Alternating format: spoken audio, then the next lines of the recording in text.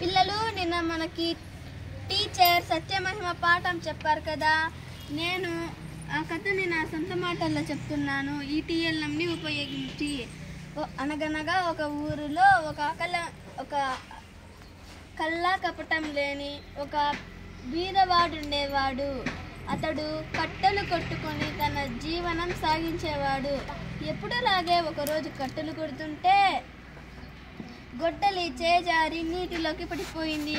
అయ్యో, గొడ్డలి నీటిలోకి పడిపోయిందే అని బీదవాడు, నా పిల్లలు ఇంటికాడ వేచి చూస్తుంటాడు, మా నాన్న మాకేమైనా తెస్తాడేమో అని. నా గొడ్డలి నీటిలోకి పడిపోయింది, ఇప్పుడు ఎలా అని నది ఒడ్డున కూర్చొని బాధపడుతూ ఉన్నాడు. తనను చూసి జాలేసి నది దేవత ప్రత్యక్షమయ్యింది. నువ్వు ఎందుకు బాధపడుతున్నావు అని నది దేవత అడిగింది.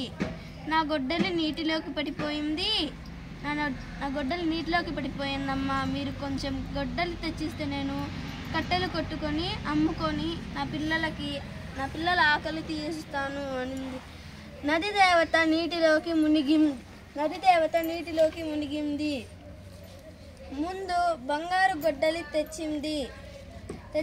ఇది నీదేనేమో చూడు అంది. నాది కాదమ్మా, నాది కానిది తీసుకోను అన్నాడు పేదవాడు. మళ్ళీ నీటిలోకి నది దేవత మునిగి వెండి గొడ్డలి తెచ్చింది. ఇది కూడా నాది కాదమ్మా, నాది కానిది నేను తీసుకోను అని పేదవాడు అన్నాడు. మళ్ళీ నీటిలోకి మునిగి నది దేవత ఇనుప గొడ్డలి తెచ్చింది.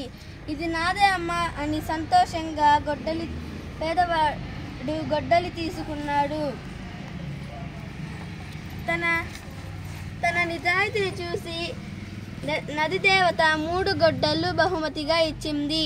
చూసారా పిల్లలు, మనం మంచి చేస్తే, మనం నిజాయితీగా ఉంటే మనకి ఎలా ఉంటుందో చూసారా. మనం మోసం చేస్తే మనకి ఏమీ తక్కదు, మనం నిజాయితీగా ఉంటే దానికి రెట్టింపు అవుతుంది.